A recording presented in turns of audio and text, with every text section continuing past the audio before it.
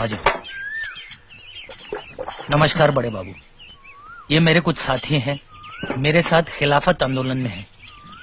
ये अजमल है, आदाब। ये हुसैन है, आदाब। और ये शाहबुद्दीन। आदाब। ये सावरकर हैं, विनायक सावरकर। वही सावरकर जिन्होंने जहाज के ऊपर से समुद्र में छलांग लगाई थी? हाँ हाँ, 11 बरस काला पानी में रहने के बाद अब ये यहाँ आए हैं। 11 बरस? हाँ जनाब, आपको कितने वर्षों की कैद हुई है? 50 वर्षों की। 2 उम्र कैद हैं।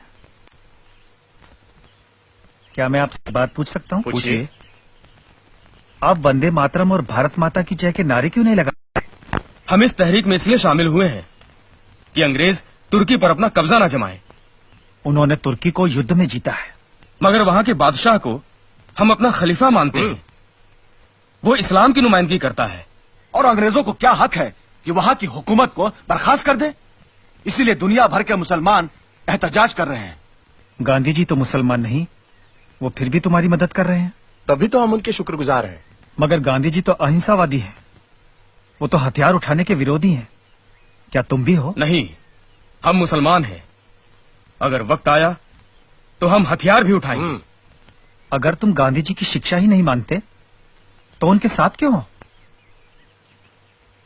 हम गांधी जी के साथ नहीं हैं, गांधी जी हमारे साथ हैं। गांधी जी क्यों मुसलमानों को उकसा रहे हैं कि तुर्की का बादशाह ही तुम्हारा बादशाह है? क्या वो समझते हैं कि मुसलमान पहले मुसलमान है और बाद में हिंदुस्तानी? मैं अब समझ गया कि मोपला मुसलमानों ने खिलाफत आंदोलन के जोश में आकर हिंदुओं पर इतने अत्याचार क्यों किए।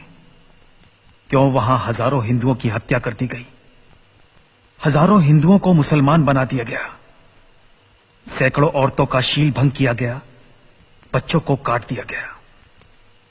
फिर भी ये हिंदू खिलाफत आंदोलन में उनका साथ क्यों दे रहे हैं? क्यों? किसने इन्हें गुमराह कर दिया? मैं इन्हें बताऊंगा कि वो क्यों गुमराह हो गए हैं। वो भूल गए हैं कि वो हिंदू हैं। उन्हें इस बात का ज्ञान नहीं कि हिंदुत्व क्या है। क्या है हिंदुत्व? हिंदू हमारा नाम है और हिंदुस्तान हमारी मातृभूमि है। सभी हिंदू एक हैं, हमारा राष्ट्र एक है। एक राष्ट्र, एक जाति और एक संस्कृति के आधार पर ही हम हिंदुओं की एकता आधारित है।